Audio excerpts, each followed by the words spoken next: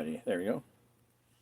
Good morning, good afternoon, good evening, YouTubers. This is Jerry Diamond with How to Get Out of Babylon. Um, I've said before that there are, I'll put it this way, you can say it several different ways. You can go 3 weeks without food, you can go 3 days without water, you can go 3 hours without shelter, you can go 3 minutes without air, you can go 3 seconds without hope. Within 3 seconds, you need hope. Within 3 minutes, you need air. Within 3 hours, you need shelter. Within 3 days, you need water. Within 3 weeks, you need food. So don't get worried about food when you don't need it. Most of us can go quite a while without food. I could go probably a couple months. 40-day fast would not be too out of line if I was in good enough shape to do it physically. Anyway, I don't fast as well. I used to fast a lot. I'm not fasting anymore. I've just been hanging on, trying to keep going forward, put one foot in front of the other, survival mode. Anyway, so the reason I chose this title is because I've talked about the idea of having a continuous immigration fund, CIF. I was going to look that up and see what the Mormons called it, what Brigham Young called it, but they had I think it might have been called a continuous immigration fund. They had an immigration fund of some kind for people. They were already settled. They were safe. They were either back east or back in Salt Lake. They would front the money, probably from Salt Lake. That's where the money was. That's where most of the people were. So they would send money back east to help walkers, the handcart companies, get there. They would loan them the money to pay for the cart, pay for their flour, pay for their 17 pounds of food that they were able to take on the 3-month journey. Right. That's why a lot of them got quite hungry. There's a scene where somebody throws a boot away because it's all rotted out, and this girl says, "What are you gonna do with that?" And he says, "It's no good." And she runs and gets, "What are you gonna do with that?" "I'm gonna put it in the soup tonight." That's how you get hungry enough. You'll blow your belt. Not Lewis and Clark, but George Rogers Clark led an expedition of men that about quadrupled the size of the United States, from the 13 colonies to the Mississippi River. Claimed that to take it from France, and then of course we bought it from the 1803, the Louisiana Purchase.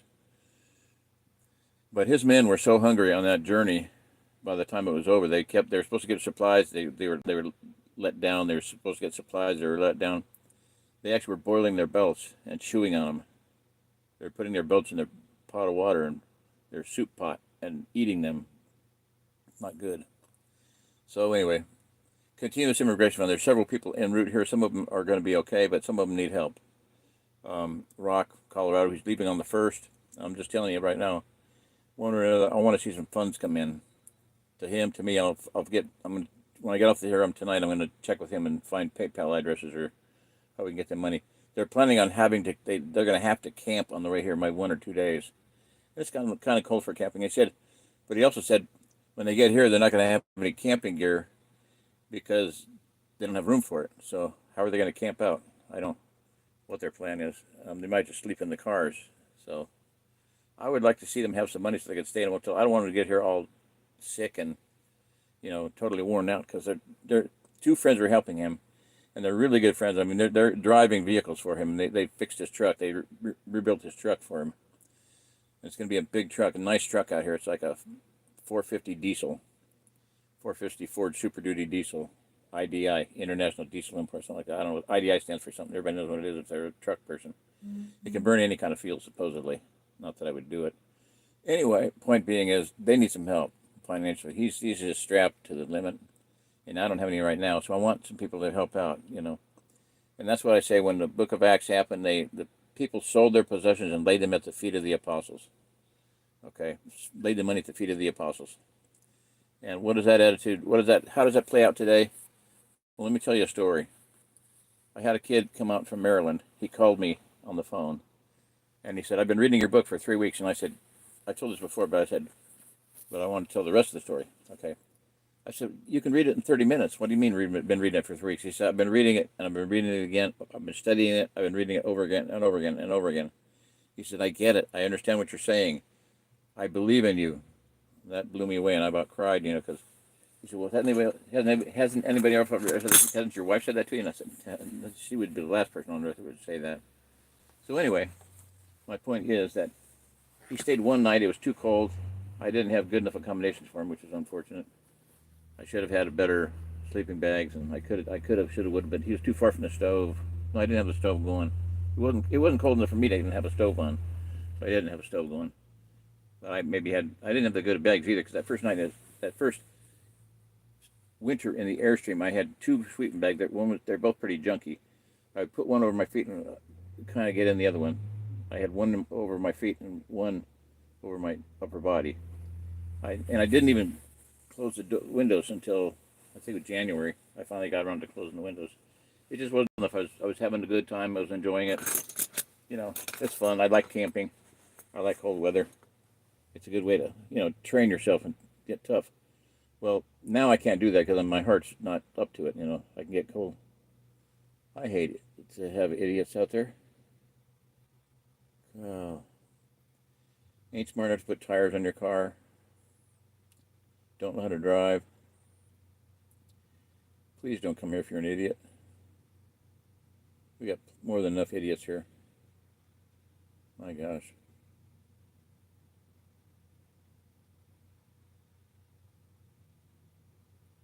Don't know if to put oil in the car, in the engine. Don't know if to put antifreeze in the radiator. Don't know if to put transmission fluid in the transmission. That's so bothersome, irritating, distracting is what it is. Distracting. I don't know if you can hear it, but okay. Anyway, so this guy Robert, and he had talked to his parents about it. I'm going to go out and help this man Jerry, and they understood. They were both elderly, and he was going to leave them. They're going to be on their own. So he came out and spent that one night, and he was a little bit too chilly. He didn't have a lot of body mass, and he got too cold, and I really feel bad about that. But next morning he said, "I'm going back home. Help take care of my parents." Okay. I blew it out. Whatever I did, I blew it. I feel really bad about that. He would have been good help. Young man, younger than me. The thing was, he told me, he said about roughing. He said, "Oh, that's not a problem." He said, "I have been with 12 tribes." Okay, it's a cult. He'd been with 12 tribes, and he said we used to sleep in the barn because we had like $20,000 worth of woodwork out there. They did a lot of really pristine, awesome woodwork. And he said we had about $20,000 worth of woodwork out there, so we would sleep in the barn. And he said we'd have a fire going in there, and raccoons would be rocking all over us when we were sleeping. And I thought, well, he's just roughing it, so I didn't think that much of it. But he got cold.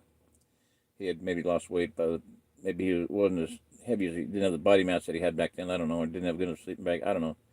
Anyway, he went back the next day, but before he left me $450 in cash. He said you could do three things with this. Number one, you can spend it all on yourself. Number two, you can give it to Bill. Number three, you can use it to buy a trailer for someone to live in, or for me if I come back. So I did all three of those. But what I did was this. I ended up doing all three of them, right? No, I didn't do anything. I didn't. No, one was eliminated. I did not do anything for me. Bill at one time had given me. I did a lot of work for him. I do weed whacking, and I do firewood, help him with firewood and stuff. And anything he's doing, I try to help him. I look at it like, you saved my life. I owe you my life. I owe you. And the only thing I can do to repay that is, buy things from you and give you money when I can, and work for you for free. In fact, one time I told him, I said, if there's anything I could do to speed up you being able to move here and live here, I would do it. And I wouldn't ask for anything. Well, as it happened, right about the time they were about ready to move here, and the cabin was in the process of being constructed, my wife says, "Get out of here," so divorce. So I ended up being over here. I didn't have anywhere else to go, so I came over here. And I was staying in the cabin with a guy that was doing work in the cabin. A guy that charged him like $3,500, and Bill he kept bugging him, so Bill finally had to take out a major loan on his credit card to pay it. But I drove this man around Springfield. I did an all-day trip one time. We left about 8 o'clock in the morning, got back about 8 o'clock at night. Had about 13 stops. I drove them all over. And, when you drive Amish around, they pay you 50 cents a mile, or whatever it is. They pay you. Okay, I got a picture of it on my phone. Very common. They're very good about paying. Well, they pay something, Some people ferry them around like they'll take them to a job site, and they get paid really well for that. It's a pretty decent job. If you got a good, decent van, you can make money driving Amish around because they have to be driven around. And, they'll see them going to Walmart and doing their shopping and stuff. So my point is that, I don't know, I lost my train of thought there. I drove this guy all over. Anytime he needed to go somewhere, I drove him because he didn't have a driver's license. You know, he was one of them out of the system type peoples. So anyway, I drove him all over, and he never paid me a nickel. I never asked or paid. Bill never paid me a nickel either. So I spent months here, a couple months driving this guy around. He never paid me. He never offered to pay me anything, and Bill never paid me anything. And I would not have accepted anything from Bill because I told him I'd like to help you, and I wouldn't want to be paid anything. And as it turned out, boom, it happened. You know, just as I spoke it into existence, like that donation, that $600 donation. If you get whatever you give me, it'll be a donation. Well, God takes you at your word, you know. So he took me at my word. I was able to help Bill move here a lot faster because the guy was able to do plumbing. No, he did electrical, a lot of fine-tuned construction work and detail work, woodwork and stuff, all kinds of things. So he was able to do a lot. Bill was able to get here about 2 or 3 months sooner, and poof, and I'm still here and all that stuff. So anyway, my point is I'm working up to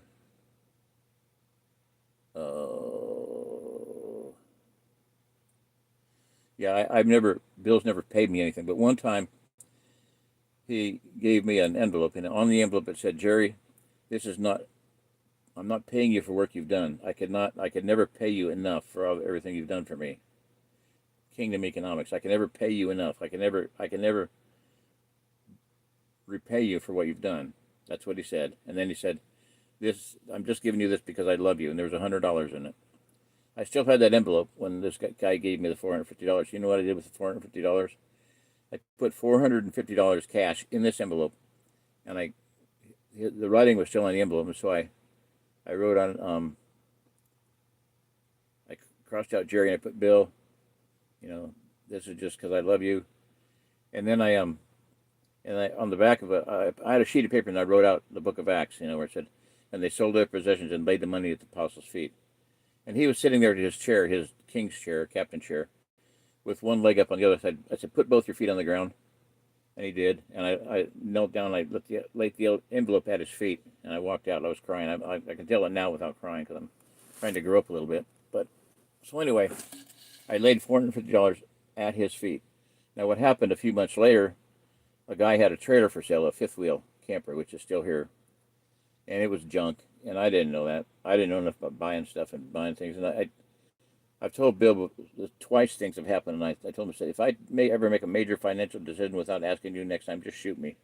You know, just joking, but, you know, just give me some good advice next time, you know, so I don't make another stupid mistake. Because I made about 3 stupid mistakes, multi-$1,000 mistakes, buying that farm and buying that trailer, and then buying another trailer.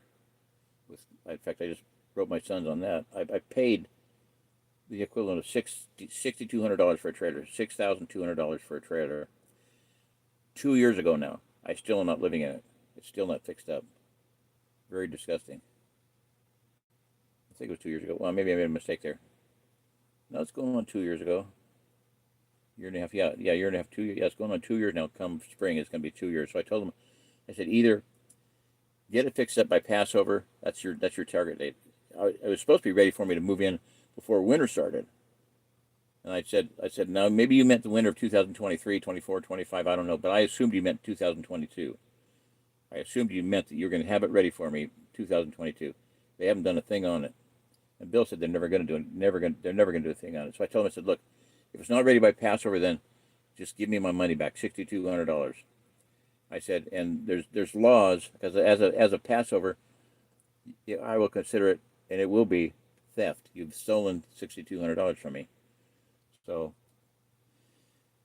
and then I said that in the law, you know, in Torah, there's laws, there's rules, there's amounts given for theft, for restitution. The Bible is very big on restitution. You either make it good, or you're penalized.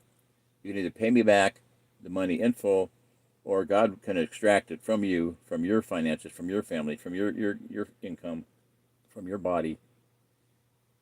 And it's the amount of 2 to 3 to 5 times as much, depending on whether you're willingly you got caught, you know, or you willingly came back. Okay, you pay twice, you pay double. But if you're unrepentant and you get caught and proven that you busted, you stole, then in that case you pay 4 times. And in some cases even 5 times. So that's I think in the case of an ox. So, but this is as important as it's a huge major purchase. That was a lot of money. It was a lot of money. It was over half of the money that I got in a donation, and I should have been living there. And I should have a place for people. Like when Rock gets here, Dave gets here. I should have a place there. There's 3 bedrooms. It's three bedrooms, kitchen, bathtub. I should have a place for guests. I told my son that I should have a place for guests.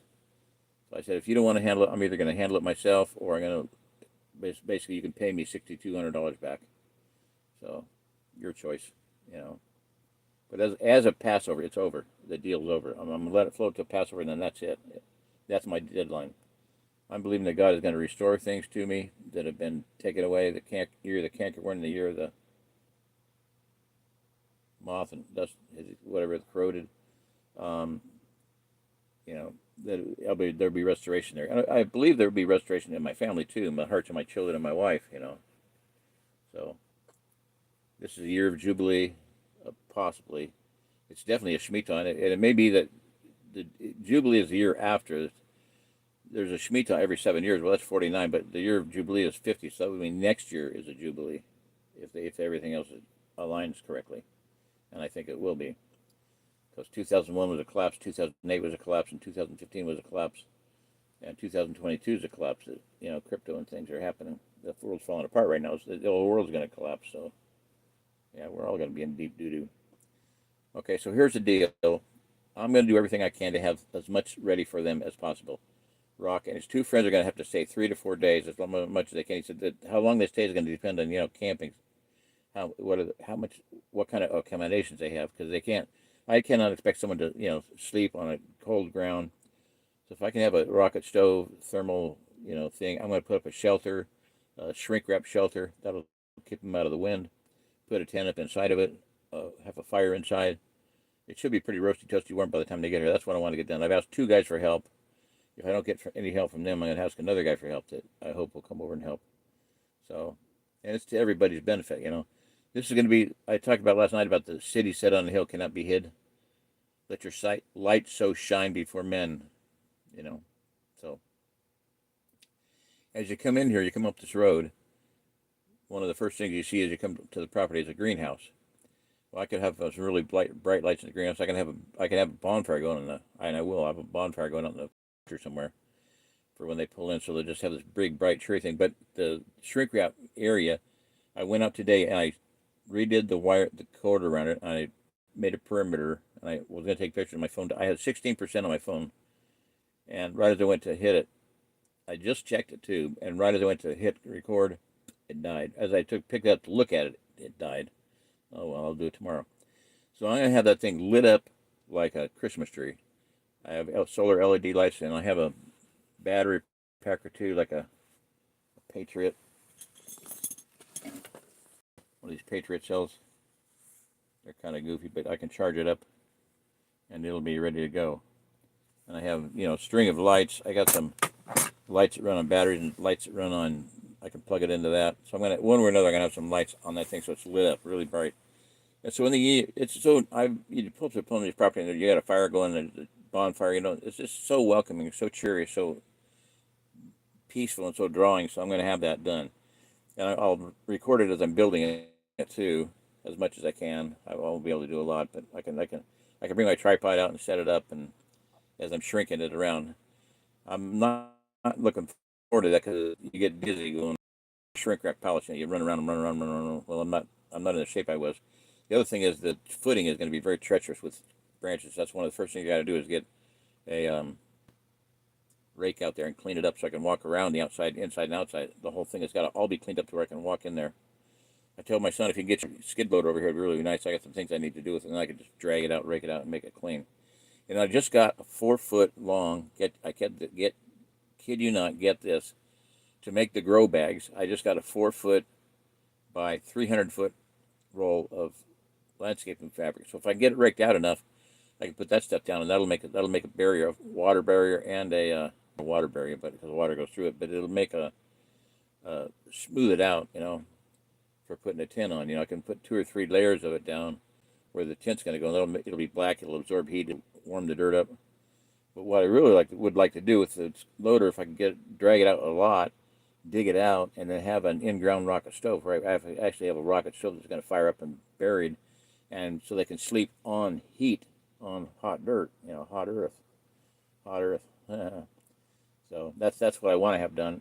I'll get the shelter done one way or another. If I got to have help come in, I'll do that.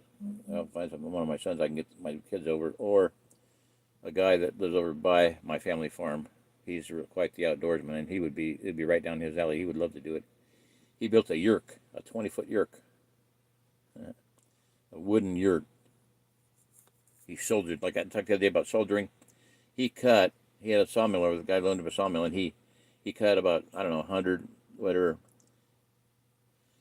You go and cut the trees down, carry them in, however, 6 foot long, put them on the shoulder and collar, carry them in, and then flatten them on two sides so that, inside debarked, outside maybe debarked or not, but, then he took 2 rings, made 2 20-foot rings with the pipe benders, greenhouse tubing benders that does top link chainrail fence tubing. If you can get top link chainrail fence tubing, you can build a greenhouse.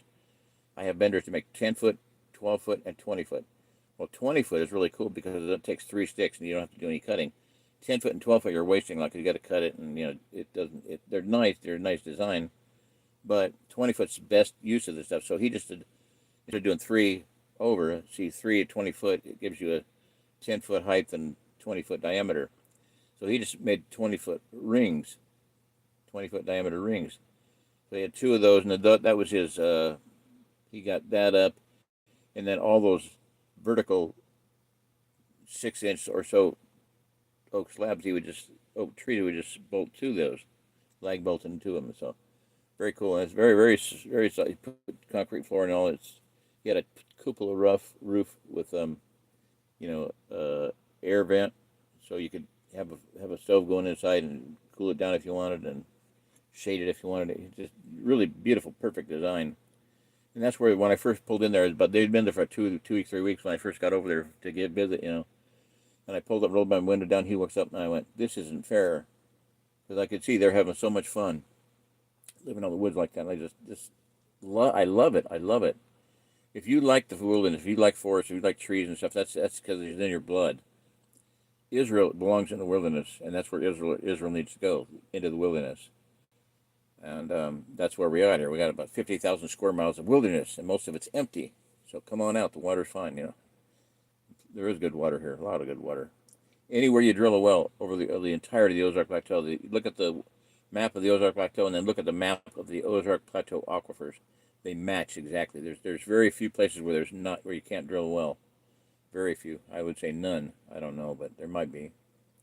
Anyway, so I'm rambling, I know, but I want to have this greenhouse thing, and I took a tape measure out there with me, and I measured it. It's close, but you can get there's about 10 foot in between. There's trees here and there, and it's kind of a mess. And the only reason this is there is because it's where I want to build my gigantic firewood splitting, my log splitter, manual kinetic log splitter, slam fire, swinging a big log hanging from a tree or whatever. I got vertically or horizontal, but the horizontal I think is the coolest because, bam, slam, bam, firewood. And an old lady could do it. Just, all you got to pull the thing back, and we could even do that with pulleys and snatch blocks and stuff. So to increase make it even easier. But anyway, there's many different ways to do it. But once I get it built, everybody will see what I'm doing. Like anybody can do it. So that's why those trees were there. And then recently, my son had kind of given me a hard time about, can't we cut those trees down? I said no. And I told everybody, I said, if anybody cuts these trees down, I will kill them. I was not serious, but I was just, do not cut these trees down. Because my son gave me a kind of a hard time about it, I said, okay, I'll back it off a little bit. So 2 that I wouldn't work that well for my operation, either one of my operations. I told Robert, you can cut those trees down, and he did. And so they're not there anymore.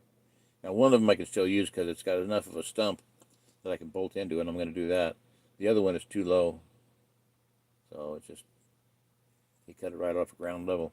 But there's a tree right there that's actually better, and so it's a little good I think it's a hickory, but it's a good about 3-inch hickory, which is smoother and it's nice, so it'll be really good to wrap the shrink wrap around, just better than the other one. I'd like to get the other one out of my way because it'll be really in the way walking around there. But now I can see what I can do. I can roll it out of the way with a PV pole. I got to make a checklist of everything I need out there. PV pole, lopper, so I can cut all the branches off, clean them off, hatch it. I'll make all those, get that all done. I'm going to have that going tomorrow. So I'm going to go there tomorrow and I'll be working on that. Okay. From here on out, that's until Rock is leaving on the 1st, and he'll get here when he gets here. He might have 2 or 3 days to get here. I don't know. It's a long trip, and they got 3 vehicles, and they have issues. They're going to have to deal with them. But I would like to have a collection for them, so they will not have to stay in a tent or whatever, which they don't have apparently. They're not bringing camping equipment, so they probably have to be sleeping in the vehicles. I don't want them. I don't want them to get sick. I don't want them to get cold. I don't want them to get be exhausted when they get here and wiped out and ready to go back home.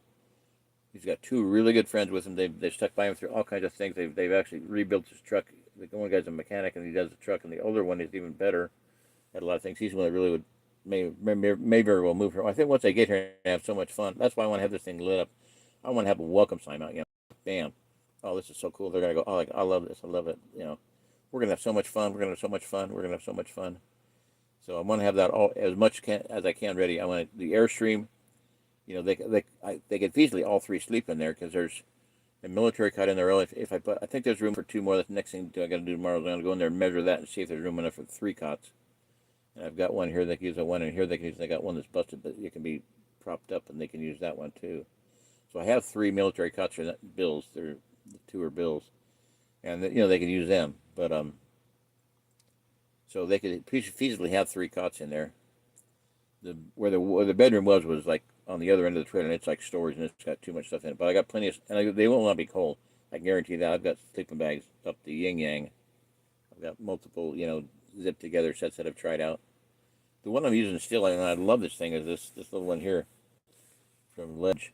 It's a 45-degree bag, but I just throw it over myself. I don't even use it. I don't even get into it. Well, I throw it down there. I get a sheet, here's a little neat for camper survival thing. A fitted sheet is really cool because I throw it down there and I get my feet. I used to get inside of it and have it like a sleeping bag. That's what I do in the Airstream. I discovered that's when I first discovered it, and it was really cool because I'd get in it, and I really liked having being in there because one of the first nights I was in it, a mouse ran over my head. I'm like, oh boy, I'm sure glad that sheet's over me. So I'd have it like a sleeping bag. I'd be inside of it, but you can get in it and you can totally cover yourself with it, and that's really neat. I really like it. So what I do now is instead of getting in it, which is kind of a pain in the ass, especially in here, I just throw it down over my feet and kind of get my feet in it and pull them up. Nutty people. I find it hard to believe that somebody can be that dumb. Okay, sorry. It's distracting and irritating and upsetting because every time somebody does something stupid, bailing their ass out, and it's 3 o'clock in the morning, midnight, it's freezing cold. You got really bad sick one time. And I told them about, Daniel Boone, this is the story. Pretty sure it was Daniel Boone. He was so strong, he could pick up 100-pound bag of grain with his teeth and swing it over his shoulder and carry it with his teeth. Ooh, man, that's a man. That's a badass man. But, as he got older, he'd still go out and help people. A neighbor needed help, probably a dumb idiot neighbor. So he went and helped him. Well, it was cold, and he probably thought he was Superman. He got sick and died. Boom, dead. I don't want to see that happen to Bill, And he's been out in the cold so many times. Then he got really bad sick, because of it. Partially because he got warm himself down, and then he got sick. Well, he says one thing and his wife says another thing. Well, it was because this girl was over here and she was sick and he got sick from that. Well, he says because he was in the trailer, the man cave, the storage shipping container, storage bin, tool shed, cleaning up mouse poop, So it could have been a combination. Yeah, your immune system's worn down from being out in the cold, and you're exposed to something, and you're also exposed to something else, the hantavirus and the rat poop, and you're being sick. So 3 things, yeah. But being worn down, just being absolutely worn down. He was out at half the night, and then later on, loading firewood because the guy ran out of firewood. He ended up ranging up down firewood, and then gave him a whole truckload of firewood, and then it was just and then going over to him, pulling him out of the mud, out of what he shouldn't have parked in. Guy drives back into 300 yards from the front of the property where you can have traction on the road to carry a bag of grain back to the goats. He could have walked back there. That was about a 4-day escapade. Got frozen, mudded, and finally dug himself out. But Bill went over and got stuck in the mud, and just horrific experience for him that you don't need. So please take care of yourself. Don't force other people to take care of you. All right. So anyway, neither here nor there on that. Sorry. I hate to see people being destroyed, their life being treated like shit because people don't care about them. All right. Anyway, backtrack, rewind, rewind. Where was I? Rock, shelter. I don't know. Give me a minute. Or if somebody's actually listening to me, tell me what I was talking about before I left. Before I got off on a bunny trail. What was a bunny trail? Bunny trail. I ended up talking about hill and stuff, and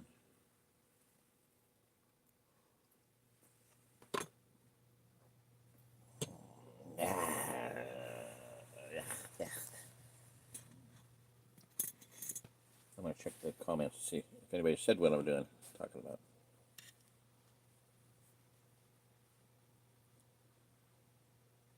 Hey, Ed and Jen. We'll have to talk soon, right? Please.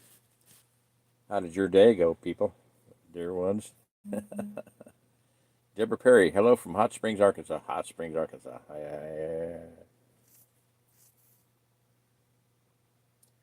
Kelby Conscious Community, hello there. How you doing? Al Dunnigan. You from Amish land, Dunnigan? Al Dunnigan? I am Abba's son. Hey, Jer. Wish I had made strides years ago, and if I had a nickel for every wish. Well, you know the rest. If wishes were fishes and pigs could fly, yeah, we'd all be in good shape. Yep.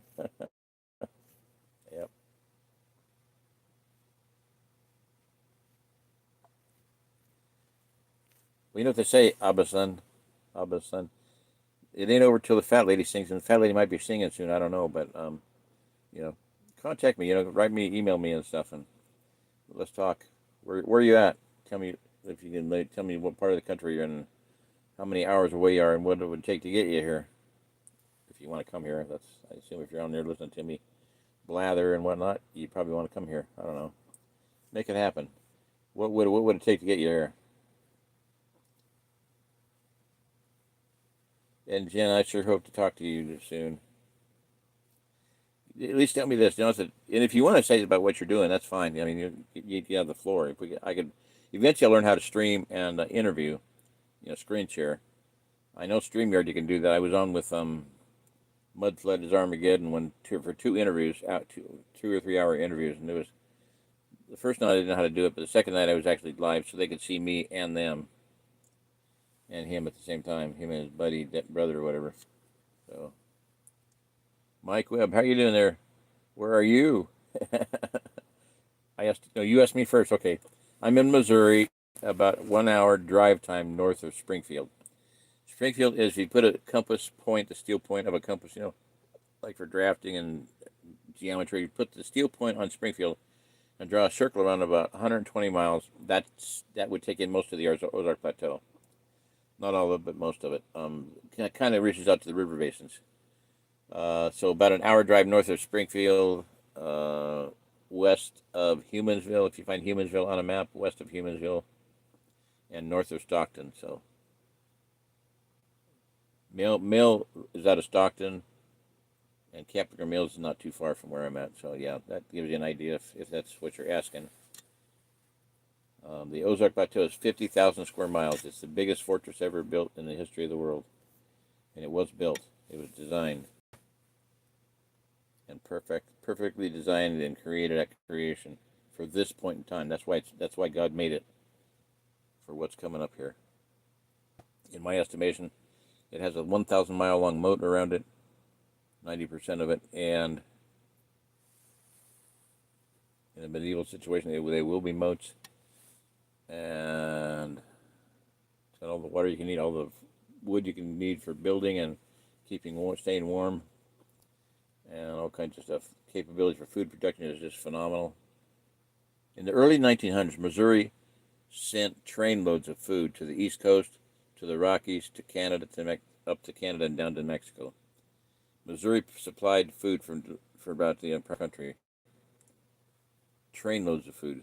Okay, so yeah, we can do it again too if we work together and pull our heads out of our rear ends. Extract cranium from rectal defilade. Sorry, we're not supposed to talk bad, so we use bigger words.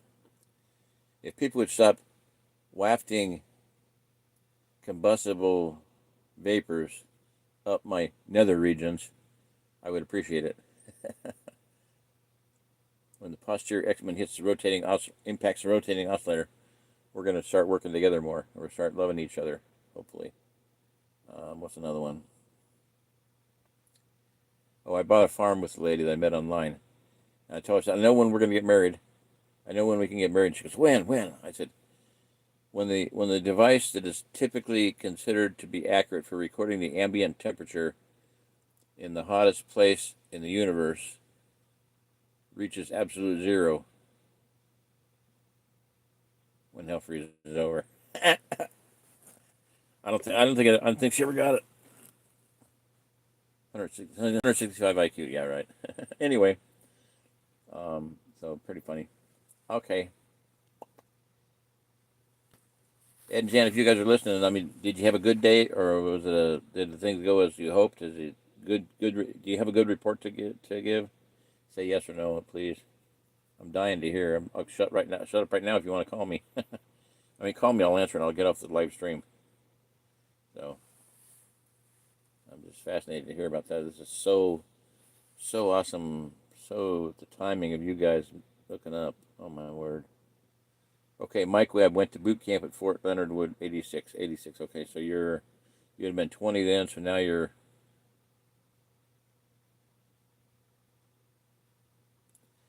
in your 40s, maybe, Mike. You're still young enough to do stuff. Hope you're not too beat up and decrepit, right? And where are you at? You went to boot camp, but where are you at now, Mike? And was it Al? No. Abba's son, where are you at? He's the one that said, yeah, I am Abba's son. Hey, Jerry, wish I'd made strides. Okay, so if stop wishing and start doing something. Here's one thing. Let me tell you, everybody, this. For many years, I mean, I've always been very practical oriented. I'm not good tactical. In fact, I realized there's something wrong with me. And before we got married, I sat my wife down, my fiance down, and about 30 times I went over this different wording, but I said, look, I'm really different from everybody else in the world. I don't know what it is. I don't know what's wrong with me. I don't have a clue, but I'm different. I'm weird. I'm just totally different. Oh yeah, well, fine. She didn't want to get married. She didn't care about all this shit, I said, no, you don't understand. I worded it differently. I said, there's something wrong with my mind. I'm not sure what it is. I'm wired differently. My mind works differently. I'm freaking weird. Okay. Okay. And years later, I asked her, "Do you remember that?" Because no, I don't remember nothing. I mean, I went over that 30 times. I was like dead serious. Like, and I understood that she wasn't hearing what I was saying. She just going, "Yeah, okay, now move along." So it didn't catch. It didn't take. She didn't understand. But we did have a law in my family for many years. You can't be our friend unless you're weird. If you're not weird, you can't be our friend, a family friend. That's it. So if you yell out there and you're weird, you qualify. You can be my friend. All right. So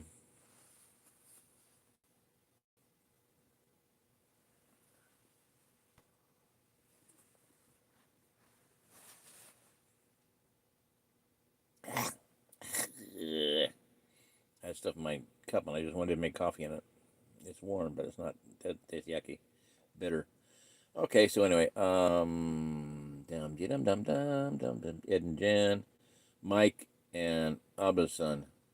Where y'all at? Where you coming from? Do you want to come here? Would you like to come here to the Ozark Plateau? Anybody that's got skills, if somebody who's military, if they got any construction skills, mechanic skills, I mean, we desperately need people like that. Rock's coming here, and he's not a mechanic, but he does. He knows a lot about cars, and he knows a lot about gardening. Oh my gosh, he knows a lot of things. He knows. He's read in depth Victor Schauberger stuff, and he has tools that Victor Schauberger recommends. Oh my gosh, that's awesome. That's worth gold right there. That's worth a lot of gold. That's going to result in a lot of food being a lot of nutrient dense food being grown because that's what it's all about. Structured water. I got to tell you this. I mentioned the other day that a gallon jug of water sitting up on the counter froze solid. Right, I couldn't pour it. I grabbed to put water in my filter. Nope, it's frozen. Can't pour it out. Kind of hard to pour it out when it's frozen. Icelandic water. I got some of these off of Amazon. A case of this. Icelandic water is sitting on floor level. Now, usually it's colder at the floor, right? You would think so. Which way is the right side up? Made it look like ice crystal up above. Icelandic water. I think this is structured water. It's glacial water. It may be spring water from Iceland. From deep down from outside the firmament is my contention for springs of the deep, floodgates of the deep, and for the Ozark Plateau water. The springs here in the Ozark Plateau that's from outside the firmament. But this water is like laughing at the cold here. It's like, oh, it's 6 degrees. Big deal, That ain't cold. We're from Iceland. We're from Iceland, bitch. That don't hurt us. We don't have to freeze. I don't know what it is, but man, I'll tell you what, it's good. Um, Very interesting.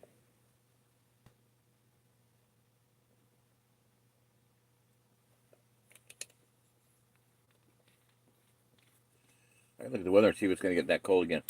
I deliberately put one of the core bottles, a brand new core bottle, unopened, right next to it, in the same place where this is. There's not one of these. There's not a bit of ice in this. The one up at the countertop is frozen, solid. That doesn't make any sense because, like I talked the other night about stratifying air, the 80 degrees at the roof, 70, a foot down at 70, foot down at 60, foot down at 50, 40, 30, and at the floor of the airstream, a lot of times it would be like 20 degrees on the floor level. And I could put my hand up in the air and feel heat. Wow, if I warm my hand, just hold it up in the air, it'll warm up, because the air's out there is about 30 degrees hotter. So, yeah, so the fact that this didn't freeze is, I just think it's a kick. Because it should have been colder there. It's further from the door, yeah, but I don't know.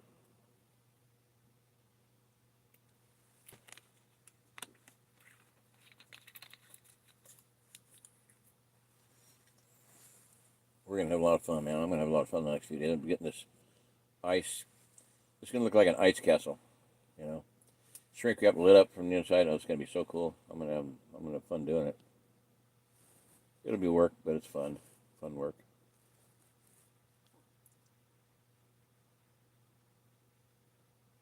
Copper cup or bottle. Yeah, I know. Glass bottle, copper cup. That's one thing that yeah, Roxy. He's got garden tools made out of copper. You kidding me? Are you serious? Are you serious? As what's his name would say, Begley, Paul Begley. Are you serious? Copper tools made out of copper? Tools made out of copper for gardening? Because Victor Schauberg said so he got them. Oh my gosh, this guy's serious. He did one thing. He grew some tomatoes in Colorado. I was like, we can't grow tomatoes in Colorado very much. He had huge tomato plants. Kind of the combination of the French intent, give them a place to give them the roots place to grow. He dug really deep, like 3 or 4 feet down, so they had a place to grow. And then you get the tomato plant, and instead of putting a little bit in the ground, you bury almost the plant down, so it has to force its way up through the soil, but the roots go down even further, and they get really big, really solid, and the roots are really well developed, and they're deeper. And the thing actually, he had tomato plants growing bark, which is what you should aim for, not killing your tomato plants every year. Keep them growing, and let them grow bark. I've heard of a 6-inch diameter tomato plant with bark on it. They'll turn woody and they'll keep growing. That's one thing. That's one of my goals. Not that I like tomatoes much. I don't even like them much at all because of they're a nightshade vegetable. They're not good for your digestion or anything, and your joints. Too much acid in the joints. But anyway, supposed to be good for the heart.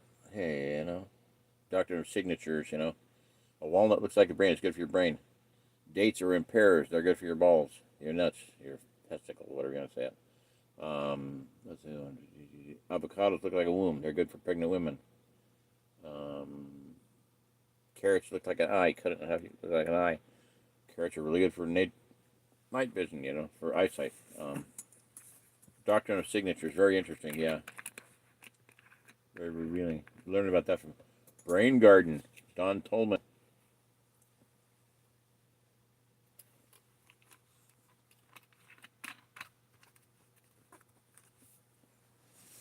Human beings are a conspiracy by seawater to go bipedal. That's one of his statements. We are walking oceans of seawater. We are 99% water by molecular count, and our blood is virtually seawater. In fact, you can do IVs with seawater, especially if it's from a vortex area of the ocean. Very healing. Okay, since nobody's on, I'm just going to bag it. Good night. Anybody want to say anything?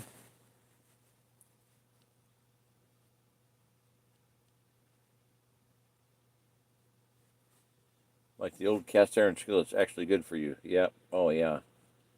Phenomenal stuff.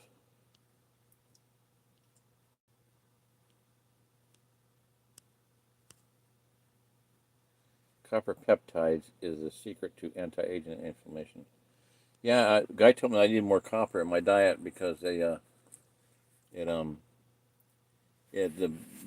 your blood vessels when you have a blowout in your tire where it bulges, a bubble in your tire. Well, that's an embolism, and that blood veins, arteries are much more resilient. They can stretch more, and you don't have an embolism when you have copper. Copper allows it to be much stronger. Okay, I'm gonna look into getting me a copper cup. Okay, thank you. That's worth my weight. That's worth weight in gold.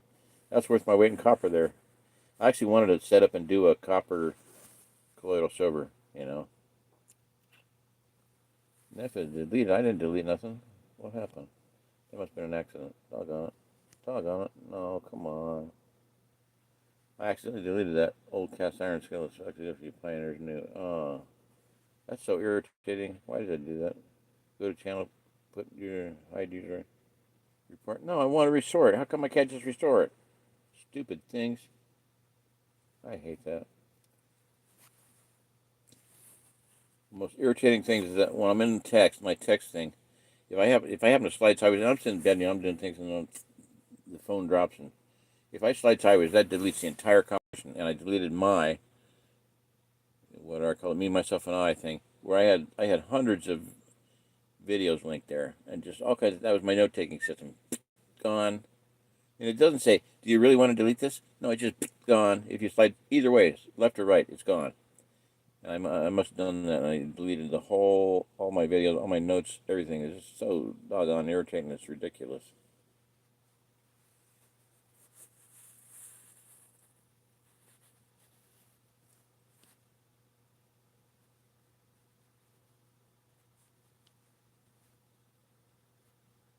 Cast iron skills. Yep, yep, yep. Another good thing about cast iron, a guy burned burned two homes down, mobile homes side by side. The only thing left was a big, heavy duty, real thick gauge steel stove that he had welded himself and cast iron. And I was working in KGC warehouse, Kingdom of God in Christ warehouse, and I was running the sandblasting operation. And I sandblasted his wood stove and his another cast iron. That was the only thing that survived. British Berkfield stainless steel stuff. Aluminum, of course, just turned to slag. Um, yeah, just so stupid.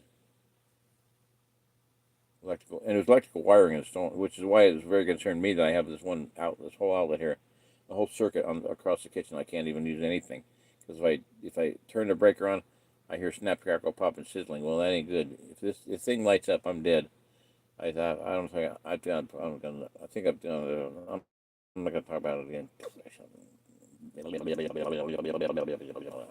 Exercise tongue before putting mouth in gear. Engage brain before putting mouth in gear. No, no, I'm just trying to exercise my tongue so I can talk better. Stop slurring.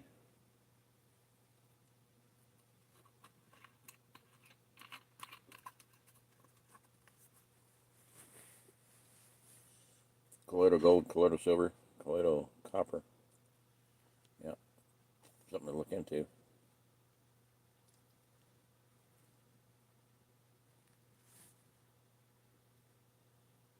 I'm touching my crushes. Okay. Even though you deleted the comment, we can still see it. Well, that's cool. Why would it? Why would it have me delete it? Though? That's so stupid. If you cast armed skillets, cast armed skillets. Okay, it's still there. That's there. Maybe you put it back in. I don't know. Michael Allen, you're welcome, Michael. I really appreciate you saying that. It's good to. Another thing that's really kept me going over the years is people saying nice things once in a while. And I always comment back and said, "Thank you so much for saying that." Another thing, Ed and Jan, one of the things that people were doing for a while there, I don't know how big it is now. If it caught on, I would wanted to see it caught on. You can get copper coins, copper, silver rounds, copper rounds, 1 ounce, 1/10 ounce, get, like, and I was thinking if we got the quarter size, that could be, we just have if we had a whole bank of these in a community, this would be small enough that everybody could afford to do it. But if you bank those, we could actually use them as actual money, in a community.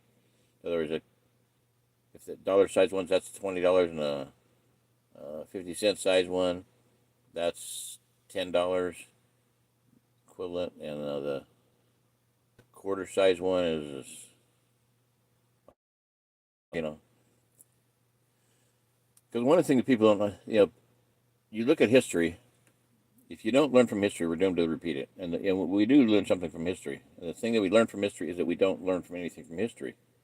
Well, during the Depression, there were 3,000 local currencies enforced in the United States. Not because they wanted to, because they had to. There was a guy, I think it was in Berkshire, Massachusetts, which is where the Berkshire currency came from, but why it's there. There was a newspaper editor who people trusted. They liked him. He was an honest person. He would print on the newspaper money, and people used it, and they trusted that more than the federal dollars. They were worth more. People paid for their advertising in his newspaper with them. People bought goods with them. Yeah, so that will happen again. That's what I'm saying. We're going to see that happen again. There's people on here that said you should start printing your own currency because you have currency with the people in the community. The two men that owned the steel shop over the steel plant, Tom Zetting and Mark Bradshaw, many times I've told them, guys, why don't you start your own currency, start your own banking system? You're gonna have to do it anyway. You can do it because everybody trusts you. When the market fell out of the steel industry, three of the men that were associated with it went bankrupt. Tom and Mark held on by the skin of their teeth. They would every week they'd have to ask somebody, now, do you really need money this week? Because we got to pay. This guy has kids, and we got to pay him. We want to give him some money, but can we not pay you for a week or two or three or a month or whatever? And it worked out. They were able to stay in business, pay everybody, and keep everybody working. It was really awesome. And I worked for them for quite a while. I'll just say as far as work goes, it was the best job I've ever had in my entire life, and I've had about 300 jobs because I've been really, slipping between the cracks of the system to stay out of the system. Anyway, but currency, copper could be copper. All those different coins, different sizes, could be a good, banking system because nobody could easily duplicate it. So if you had a community of 20 people, 100 people, whatever, and you had enough of them to distribute, it could actually be you could be a banker. That'd be really cool to do that. So, if I had a bunch of money, that's one of the things I'd invest in.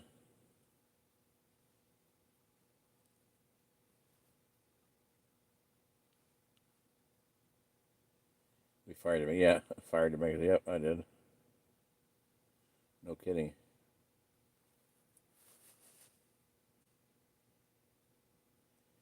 Your endocannabinoid system requires it. What's my endocannabinoid system? Google it. Google what? It. See another it. Ah, damn, damn. I did it again. So, can you rewrite that one you just did? That was so stupid. View. Little. I hit dumb, and then it flashes up report. No, come on. Your endocannabinoid cannabinoid system requires a Google. Okay, endocannabinoid, whatever that is. You guys are a wealth of information. So irritating. Where'd it go? No, nothing's there. There it is. Any currency without usury is biblical. Yeah.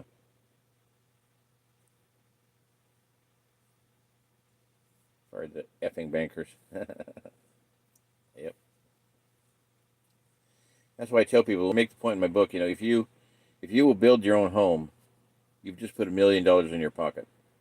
Based on I'm just saying that based on the amount of money that the typical average American is. A long time ago, okay, you have a source for that, or a real source. A friend of mine was trying to buy some, and it was great one time. The next time he bought it, it was junk. One guy made it from seawater, and he had two different brands or something. And what about colloidal gold? I bought gold to make colloidal gold with, and some scum sucking low life piece of POHS, piece of human, stole it.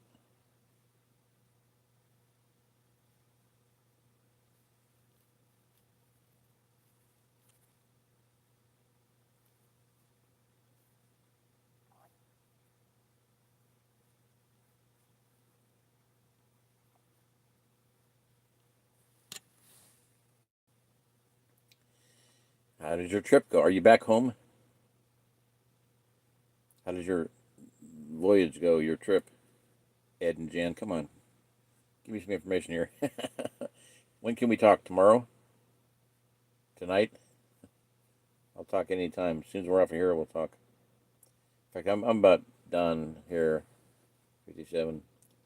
I just want to tell everybody that I'm going to be working on a shelter for Rock and his friends when they get here. Feeling awesome. Awesome. Is it going well? 2 thumbs up. Any word on that? Give me some hope there.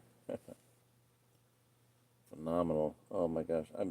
Oh.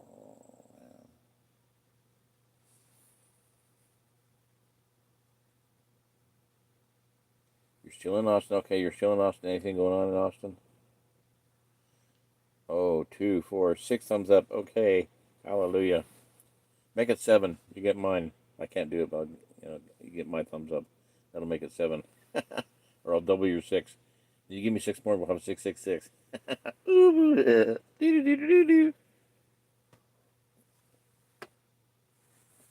Very exciting, guys. Awesome. Wow. If something else happens, like you guys give me some other good. See, this is the kind of thing that my brain lights up. It turns on. It used to turn on quite often. It hasn't turned on in quite a while, but something like that, and it starts all of a sudden. The gears start going, and pretty soon the friction's building up, and the smoke's coming out of my ears, and I won't be able to sleep for 4 days. So you get me excited. That's great. Between that and the John Ellis machine possibility, and oh my word, wow, so many good things going on. Yeah, it's so exciting, and that's why I say I have very little patience with people that sit there and a never-ending litany of all the evil thing that's going on, all the bad that Satan's doing. And I'll tell you what, I don't know. I just don't like that. I don't put up with it very well. I am not in favor of giving Satan all the glory. I'd rather talk about what God's doing, man. I'll tell you that. Woohoo! See if I'm on eBay. I don't think so. No, no. Oh, yeah, I got a John Ellis. Got another day to go, I think, on that thing, isn't it?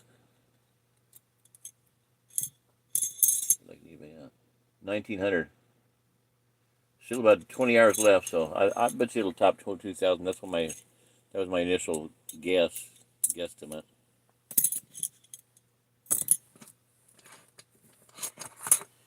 In case I need carabiners for my thing, I just got about 14 for my castle out there, my ice castle.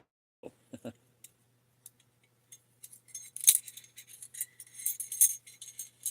didn't know how to do it. Last night was amazing. That about knocked me out. Jeez. You see, I'm retarded. I can't do this. Oh, yeah, that was there. Yeah. I was talking, and I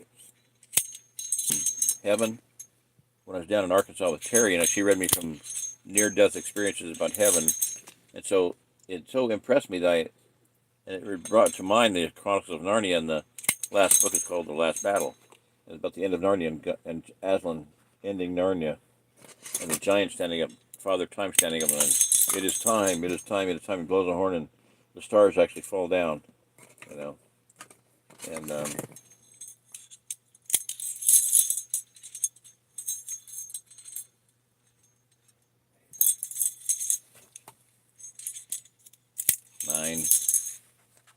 One more, run, one more. Come on, come on.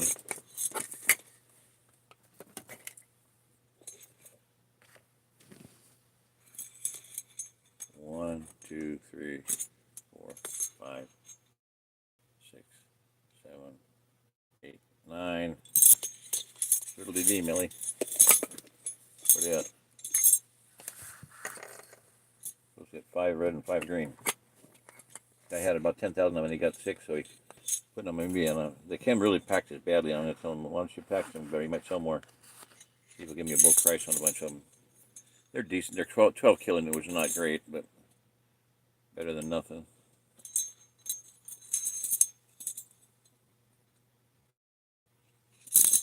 Come on. 12 kilonewton. It's not climbing gear. It's just for, lighter duty stuff, but they're better than your cheap, junky aluminum ones that you normally get. I've gotten a lot of them. Oh, improvised shelters. That's what I want to build. This is ice castle, ice igloo, shrink wrap ice igloo. It's going to look beautiful because it's all lit up. It's going to be so cool. I'm so excited about that. And I can have an open fire inside. I want to get some kind of a roof on it. I don't know how I can do that. I'm thinking about it. People have done it, but it's just I don't know if I'm up to it physically. About running it back and forth, back and forth, back and forth, back and forth. I can do one layer, maybe 2 layers, and I'm giving it some thought, brainstorming in my head when I sleep, But uh,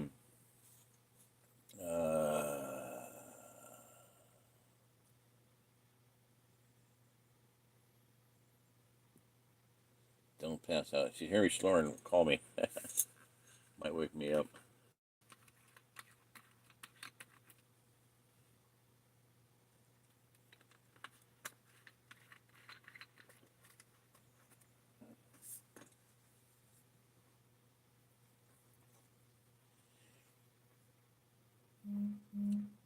Hey, the guy in Austin,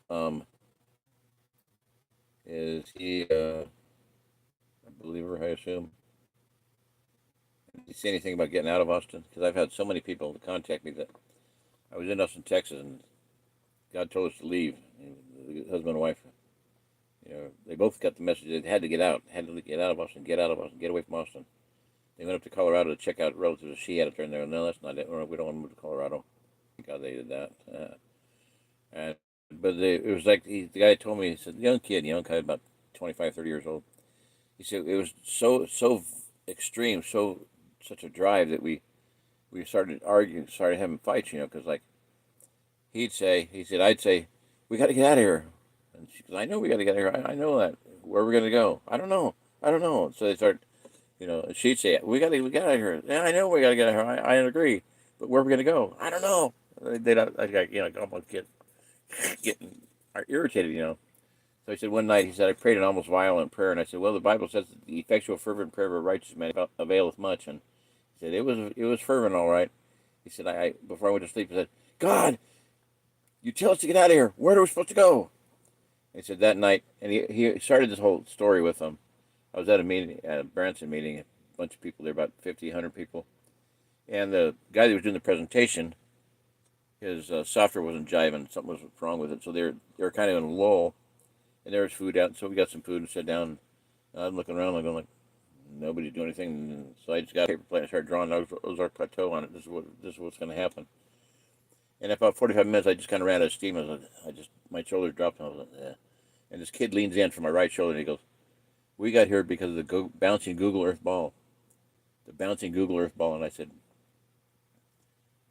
this has got to be a good story." He said, I'm interested. I'm all ears." I said, "You got the floor, sir. Tell me your story." So he told me that he got to that point, he told fighting and everything, and then, God, we got to tell us where to go. So he went to sleep that night, and he had this dream, like, I'd like to buy the World of Coke, the bouncing ball on a karaoke, telling you what word to sing.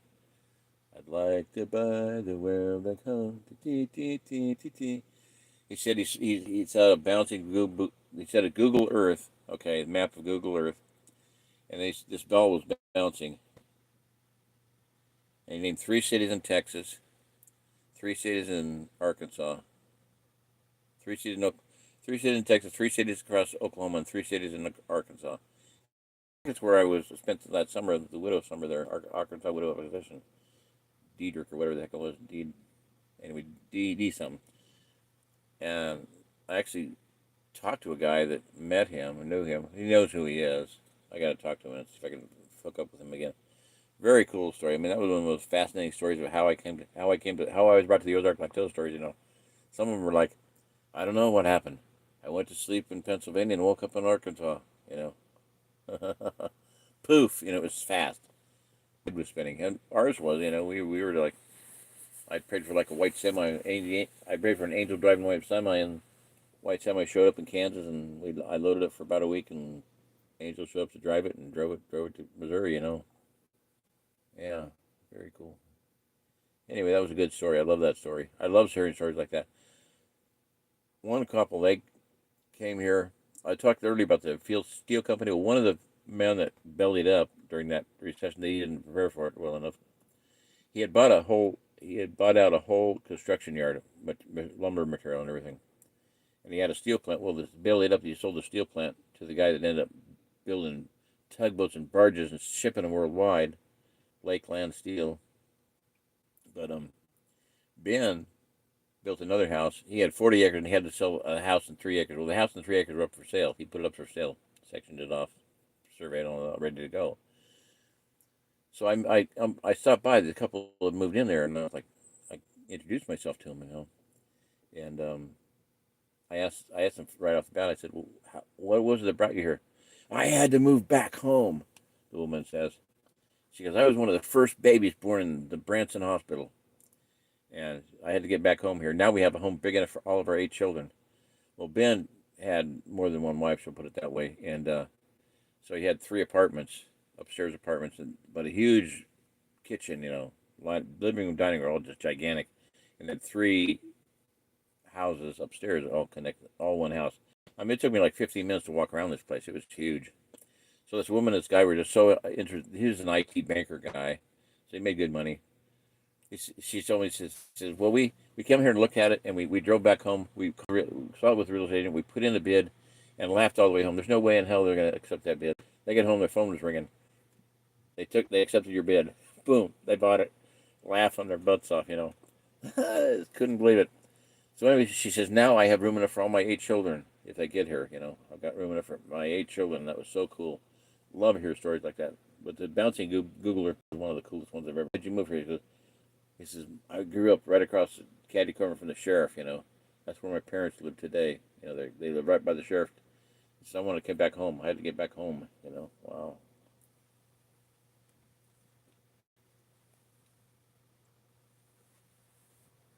Another one, Bill Cummings. I told you about a little bit of this the other night, but his truck broke down in Neosho, Missouri one time.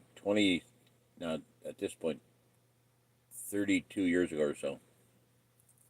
They moved here in about 2000. It doesn't make a difference. 36 years prior to today, he broke down. Truck broke down. He was there for about a week, and he said from that time to whenever they moved, about 2009, I think it was, 2008. He said, "I just had this overpowering urge to move back here to live here, to move here and live here. So he got married to a Romanian girl, 25 years old. He was 61. She probably figured he wouldn't be able to, don't worry about getting pregnant. He's an old man, and hopefully he's rich. Well, he wasn't rich. He was a working man, working stiff, and she got pregnant, and he wanted to have a home birth. So they put everything in a little subcompact car and drove out here and lived on our couch for a week, and then Elaine was her midwife, so cool. A lot of stories. Oh my gosh. One of them, Kingdom Baptist, moved the entire church out here. They sold all their holdings in Fort Worth, Texas. A church. Sold their church, sold their parking lot, sold the school, sold everything in Fort Worth, Texas, and moved out here and bought a bunch of acreage over by Long Run. Which, if anybody needs a trailer, this guy has one for sale. Nathan Snow has it for sale. It's a big, I don't remember what the weight on it is, but it's heavy duty, like you can carry a skid loader tractor on, good heavy trailer, a lot of hay type thing. Anyway, that's for sale. Hey, Rolty. Well, I'm going to check the thing and then say goodbye to everybody. And maybe Ed and Jen will call and talk to me. Right? Would you? Do me the grace, the favor, or honor of talking to me? You're told you may not be able to get off when you want to. Austin is getting expensive. I ain't going to. Oh, yeah. They probably know that, I'm sure. I don't like Austin. Yeah, no kidding. I think that Austin has got some severe problems because I've had so many people move from there with the overpowering urge to get the hell out of there. So I think when the fracking happens, the fracking on the dotted Creighton line, when that cracks, Austin's going to be in a world of heap of rubble.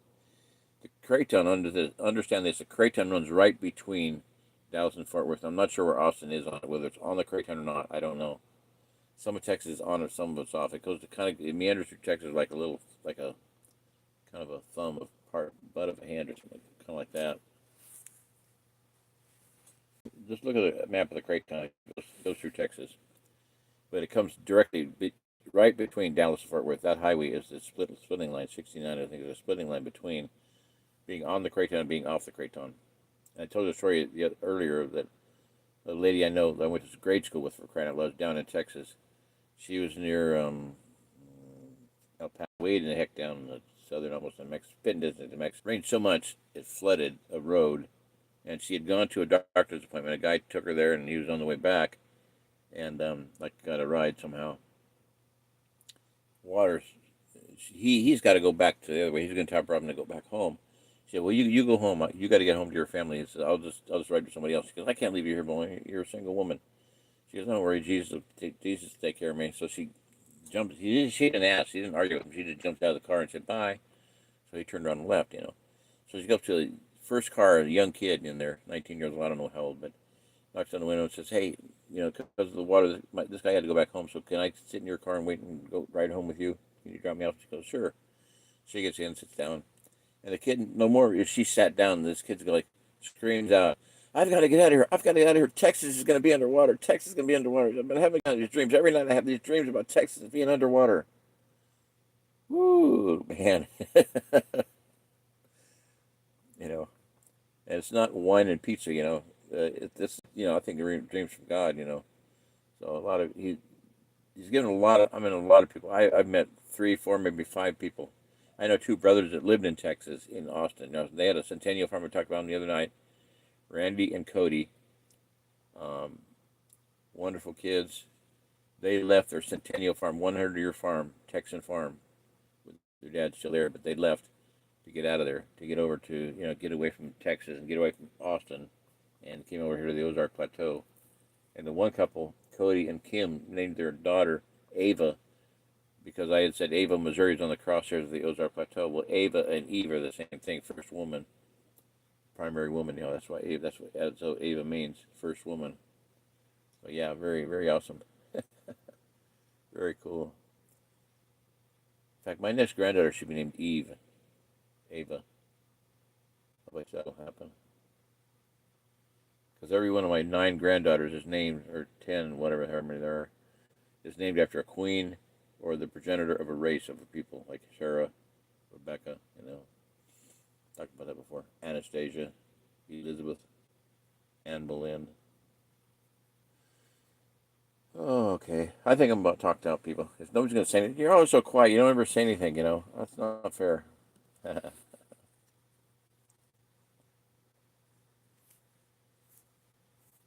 Says about 3, 6, and 9, yeah.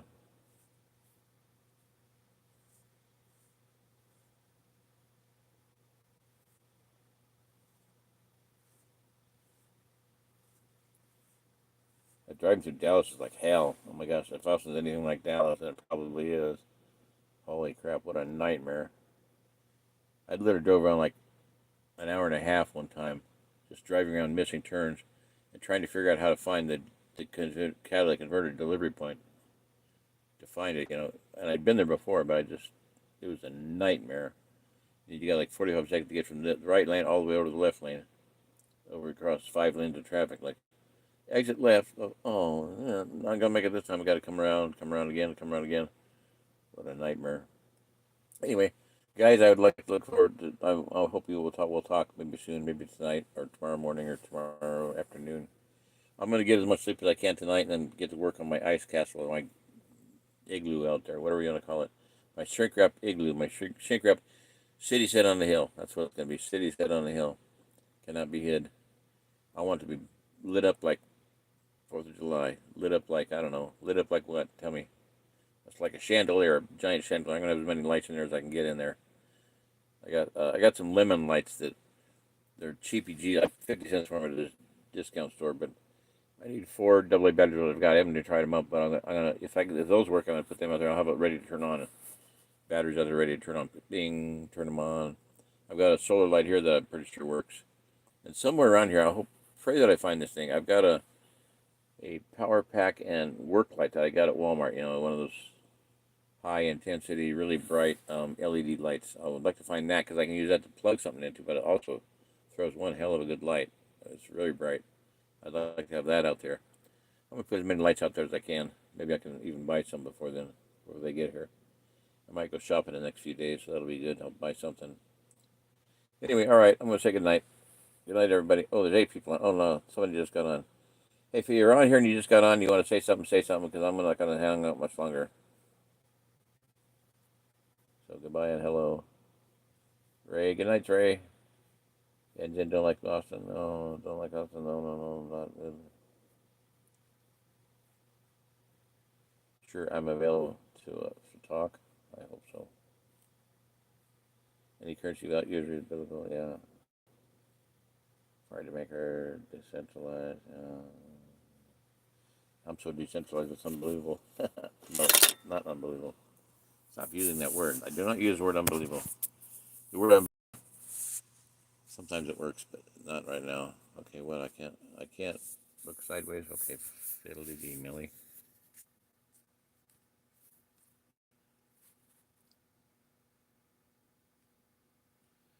Good night, I am Abasan. Good night, Al. I know where you're at. Good night, Cowboy. Good night, Ed and Jen. Good night, Deborah. Good night, Mike. Mike, you never. Oh, Virginia. Okay, Mike, you're in Virginia. There's people out there that need to come out here. So hook up with me on that. If you want to, can you help somebody move? 36 acres, chickens, goats, and ducks. Chickens, goats, ducks, geese, cattle, dogs, and cats. Got a lot of animals again. Fairlight garden can, everything. Awesome. Oh, wow. Are you figuring out moving, Mike? Michael Allen, you're welcome. Most welcome. Thank you. Good night, Ray.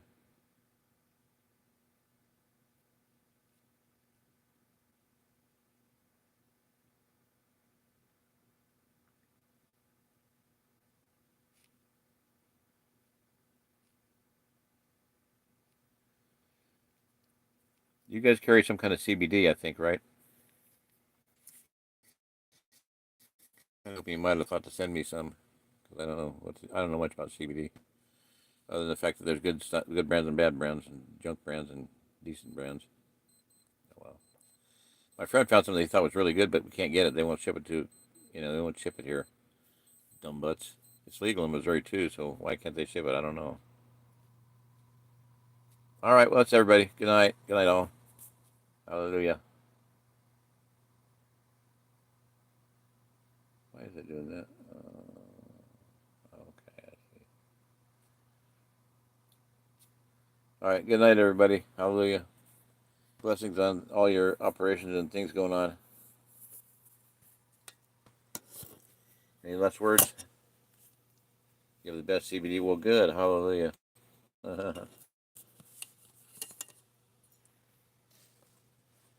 Did you happen to send any CBD? I'll find out here in the next few days. I think it was said, what did it say, Monday, was it? This is supposed to be due? Anyway.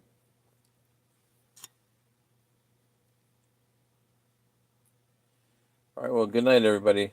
Thank you for the nth time. I don't like to hang out just in case somebody says anything, but oh well, I'm going to.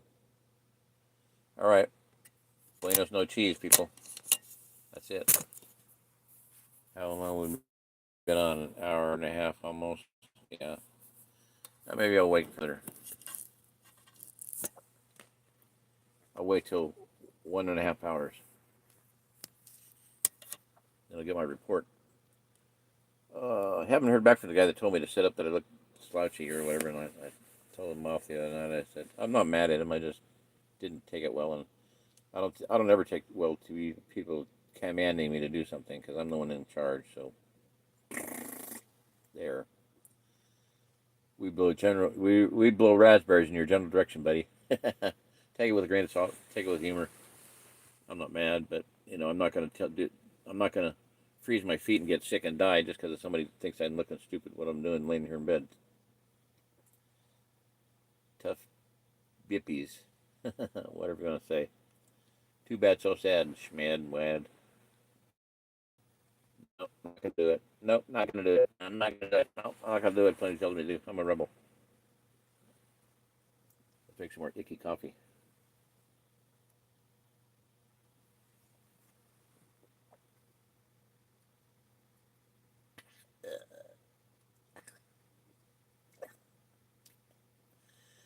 Stop whining, you sissy. Stop it. All right. Okay. 1 minute 23 seconds. We got 7 minutes.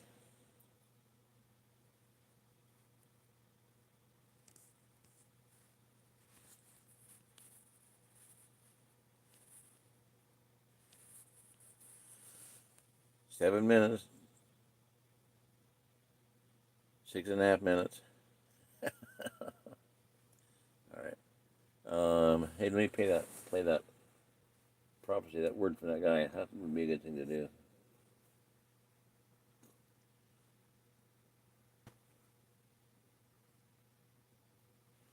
We got off on a bunny trail. Yeah, I was starting to say the last night I was telling about Arkansas Widow Expedition and Terry, and reading about heaven. Her reading me about people that died and went to heaven and how awesome it was, and that made me think of Chronicles of Narnia. So read her a passage from the Chronicles of Narnia from the last battle about Narnia. The real Narnia is heaven, basically, and what Narnia is down here is just a copy of that, a very vague, very dull-colored copy. You get to heaven, the birds are brilliant and the flowers are gorgeous. And I started singing There the red rose of Sharon unfolds its heartsome bloom and fills the air of heaven with its ravishing perfume. I don't remember the rest of it. But as I pulled up an email and then I clicked on this, I didn't know, I don't remember how it happened. And I had seen it before, I didn't know I had seen it, but I clicked on it and it pulled up, because of Rutherford's letters, the connection was, I had pulled up was a thing about my granddaughter in 1993. No, 2003, sorry. July 3rd, 2006, whatever it was. July 3rd, I remember that very clearly. I don't remember it. But, 2009, yeah, because that's the year that my wife was not able to take her midwifery test to get certified. Which, if she had, she wouldn't have had the issue that she did. She would not have been. She'd still be a midwife. So we both saw that it was such a weird, bizarre, odd sequence of events that had to line up for the baby to die and for what happened, what did. We knew it. We both agreed that God's hand was in this. Well, in the fact that God's hand was in this, one thing I said was, I said, I am your coverage, I am your husband, I'm your protection. Well, she threw off the protection before. She threw off my protection before it happened, a year before it happened. I think she had about a year to repent, and she didn't. She stopped letting me pray for her when she went out, and about a year after she stopped letting me pray for her, the baby dies. 30 seconds, literally, the couple in court said, we lived 30 seconds from the hospital, from Merciless Hospital, St. John's at the time, but now it's Merciless. We lived 30 seconds there. Well, between that, they left the house, and there, the baby's head comes out, and it had the cord very tightly wrapped, very tightly wrapped, very tightly wrapped. I mean, like so tight that when I read I've read a lot of midwifery books. Lady's hand, lion's heart. The fact that every time a woman goes out, like a midwife goes out to help a woman and a baby to have a baby be born, she's staring death in the face. She's staring the possibility that somebody's going to die. And twice in that lady doing 1,000 births, she had cords tightly wrapped. No, I'm not talking a little tight cord where you just like put your finger around, you stretch it out, and you get the baby out. No, midwives know how to do that. No, this is a cord wrapped so tight that she said one time she clamped it and cut it, and when she cut it, the cord sprayed blood, surgical tubing, like a slingshot. It spun around so fast that it went about two or three times around, and sprayed both walls, the bed, and the ceiling with blood. Man, like a spring being released. Twice that happened in her career, and that one she said, I'll never forget this. She said, when the baby, after the baby's born, they test them for their color, their feet, reaction time, everything. How do they do? Pinch their skin. A lot of it has to do with the color of their face, and it's called an APGAR score. And a really bad score is on the lower end. High score 10 is perfect. And her only comment after she said she cut the cord and sprayed around, and she said, "Baby's fine, APGAR 9," which is a super awesome score. So she'd had that happen twice in her career. Well, so I was able to tell Srba Brazovan, you can look him up, SRBA Brazovan. He's from Czechoslovakia or somewhere there. He has worked in Chicago his entire life. 17 trips to Hinduland, to India, but 14,000 births in Chicago. This woman had done two tight births in 1,000 births, 2 out of 1,000. Well, that means that this guy would have had about 14 of these. I had lunch with me, and I told him, I said, hey, I explained the situation really quick, succinctly as possible. If that's possible for me, I did. My partner went to that fired me. He said, well, he probably had 14 of those in his career. If he had 2 in every 1,000 births, 1,000, 2 times, no, 28, he probably had 30, pushing 30 of those in that course of time. He said, you got to clamp it and cut it. I said, my wife knew that, I know that, you know that. The doctor didn't know it. The doctor that finally, after 2 years of farting around in court, her attorney finally tracked the guy down in Florida. I thought that they either killed him, offed him, or, because this is a big deal, either they killed him or they sent him to Florida. And sure enough, they found him in Florida. Under deposition, the attorney had him under deposition, and it said he'd never done a birth in his life. That's the guy. That's the doctor that killed the baby. Because when Elaine handed him the scalpel and the clamp. She had clamped the cord and cut it. The nurse physically pushed her aside and said, "Let the doctor's going to handle it. Don't get out of here. Just get away. You're just lowly the midwife." Well, the little lowly midwife knew exactly what to do, and she would have done it. Had they stayed at the house, nothing would have happened. She'd have been fine. The baby, APGAR fine, baby's fine, APGAR 9 is what would have been the outcome of it. But the husband was a creep and blah, blah, blah. Anyway, they ended up in the hospital. To this day, I don't think the mother knows what happened to her baby. What really happened, I don't think she knows. She still loved Elaine at that point in time, in the court. One of the other midwives said, "That woman loves you still, Elaine."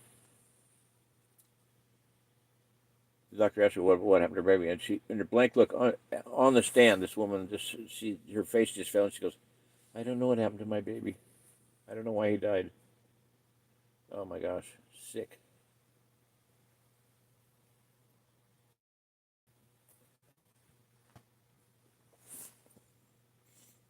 Quite the time, quite the thing for a book, which she should have been. She would not talk to the press. She should have done it. There was a lady from Springfield TV that wanted to interview her and get the real story, and she did. She didn't do it. The doctor, Dr. Serba Brazov, on 14,000 births, probably had done 28 like this, offered to come down and testify on her behalf, and he would have wiped their face in their own shit. He would have wiped their faces in their crap. He would have made fools out of them, made assholes out of them. Um, like they are. They are fools and they are assholes. But he would have wiped their face in their own poop. I kid you not. He said to me, he told me, he said, I'd be willing to come down and testify. He said, I don't know if I'd be considered an expert whistle. I said, anybody that has done 14,000 births is an expert in any country, in any economy, in any society, anywhere on this earth. You know, I might have said planet at the time, but I don't believe in planets anymore. Anyway, so, yeah, phenomenal.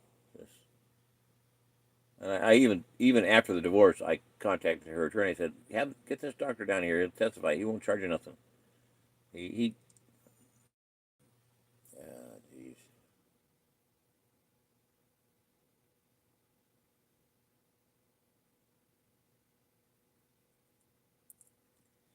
I do not know how much she ended up paying him over the years, but over a period of 5 years, you know, they'd have bake sales and things, and he'd need money, and they'd pay him, and people gave her money, donations. They had a crowdfunder, you know, GoFundMe or whatever, GoFundMe, or they'd have garage sales, bake sales, and a lot of her clients were pretty well to do. One of them was a corporate pilot, and our wife was hubby was a corporate pilot, and the wife was a gourmet chef. I mean, phenomenal stuff. My gosh, yeah. One time she invited me to this woman's house, this couple's house, right? And it was a preparedness meeting. It was a survivalist, you know, prepper meeting, survivalist meeting. And she said, there's going to be a guest speaker there. So we get there, and this woman opens the door, and Andrea, you know, and she just wrapped me up this big old hug. And afterwards, I said, she that was a good hug, right? And I was like, yeah, it was a good hug. She goes, she's got big tits, doesn't she? Go, yeah, she's got big tits. So funny. But so I get there and I'm sitting there. So who's the guest speaker? And they say, you are. I'm like, you dirty rat. That was the setup. Really hit it off with him and agreed with him and disagreed with the other people. They wanted to all run off on a little 2 acre parcel in somewhere in Bumfuck, Kansas, and started to survive a little group of friends. I'm like, yeah. This guy said, I'm a Marine. I think I'll just stay here in Springfield and clean it up. I said, there you go, buddy. That's the trick. That's what you're supposed to do. Don't give up territory that you don't have to give up.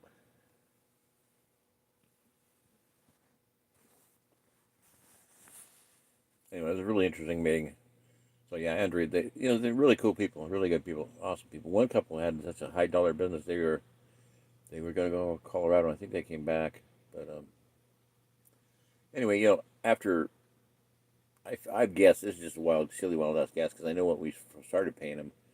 First thing the lawyer said when we sat down with him is he said, "You don't want to hire me because I'm the most expensive lawyer in Missouri." And we're like, "No, we want to hire you. How much does it take to get you started?" And he told us, and we came up with the money. But after all of that, after 5 years of bullshit and wasting money and flushing money down the toilet, he talked her into pleading guilty to felony charges. Now, coming right out the door 5 years prior, right after it happened, she could have pled guilty to felony charges right then and saved probably $200,000, easy $200,000. I don't know what it was. I don't know that she might. I doubt that she even knows. But normally when you plea bargain, you okay, I'll plead guilty to that for a reduced sentence. No, she took the whole thing. He could advise her to just take the whole slammer. So she's a felon, blah blah blah. She'll be a felon forever. Um, can't have a gun, blah blah blah. So what happened was, after 5 years of not being able to practice, she's now under what do you call parole? Yeah, for another 5 years. So it's been 10 years. It's 2009 and 10. And it started in about 2010. So it's been over 10 years, and I don't know if I doubt that she ever will practice. I really doubt it because she'll never be able to have the moxie, the forte, the drive to do it again. It's crazy, insane situation. And Dr. Serba Brosman would have come in. He flew out here on his own nickel. He never charged us a nickel to come down and see my partner and I. And at one of the meetings, that same meeting that we were at, where I got a chance to talk about Elaine, he made the comment. He goes, I've been to India 17 times. And by that time, I'd come to the realization that I actually had in my mind, I was impressed on me, that I'm a nobody who's been nowhere and done nothing in life. I've done nothing successful in life. I haven't succeeded in anything. We did Rainbow, and we went a couple of trips to Houston, South Padre Island, but not nothing.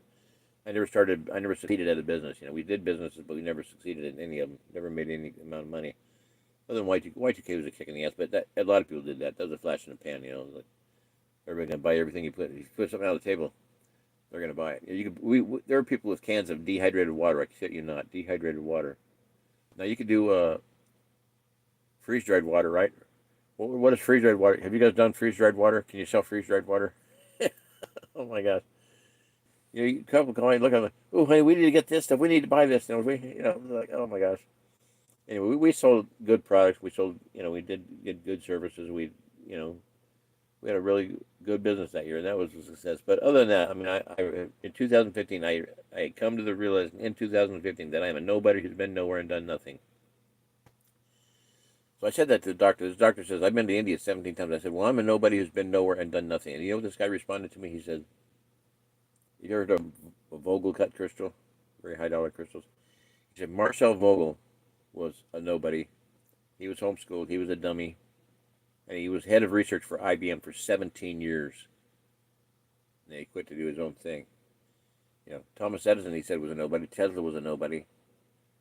They were self-educated, homeschooled nobodies. Edison's mom, I just read this recently. His whole life, she told him the reason that he dropped out, that she took him out of school, is because he was a genius and they didn't understand him. That was Edison. Thomas Edison knew that from his mother. He knew that she took him out of school and to homeschool him, but he never knew why until I think after she died, he found a letter from the school that said, "Your son is an idiot. We don't want him here."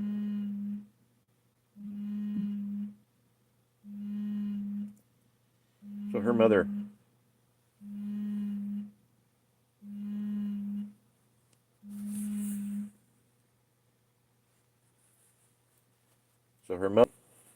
Okay, I'll call you back that way. Sorry, I got a phone call. I gotta take her, guys.